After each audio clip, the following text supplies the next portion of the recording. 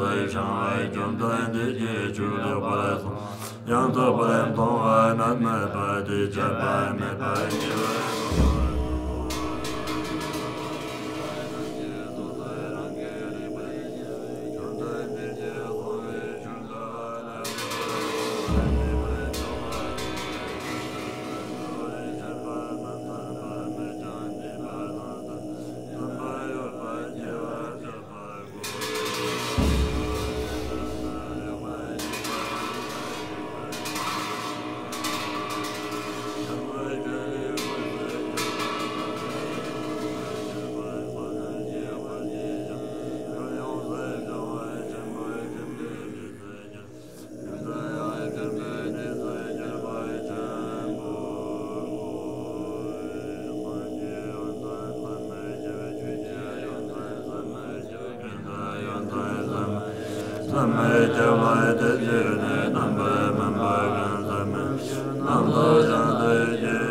我本来是一个很消极的人，但是因为在金塔上看到活佛所做的所为，我就是他所谓的一切都是为了众生嘛，我就改变了自己的态度。我不应该这样子自私自利嘛，一定要向活佛学习，一定要好好去利益众生，把所有的事情做好，尽量做一个善良的人。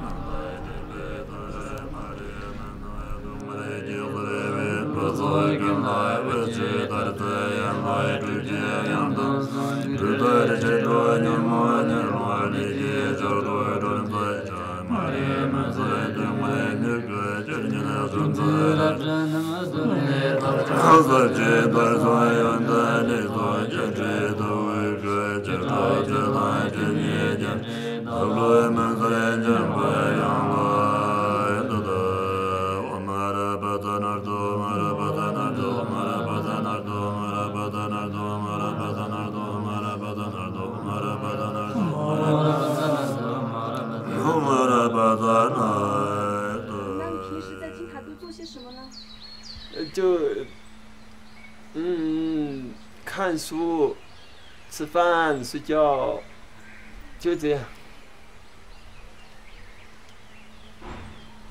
能否讲一个关于金塔的有趣的或者神奇的故事？金塔上有2只孔雀，很神奇吧？竟然没有了。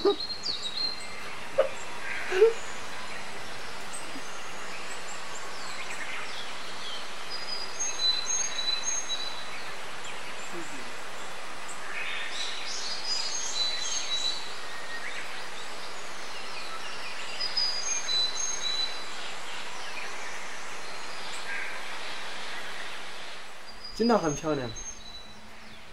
谢谢。上师的发心一切都是为了塔公乡的人民啊，他就以前他们也是跟我们这样说的，上师就是都是为了使这当地的人民能够越来越好，生活越来越改善，就是这样子。所以建这个金塔作为一个旅游文化景点啊，能跟这么样一个藏地说的活佛嘛哈。如果在我们汉地说是这么大善人嘛哈，那这样子在一起，那肯定能学到很多很多的那种，就是不论是做人的知识也好啊，佛学上的知识也好，都能学到很多嘛，是不是？也能够改善自己的品格嘛，使自己的人品就越来越好。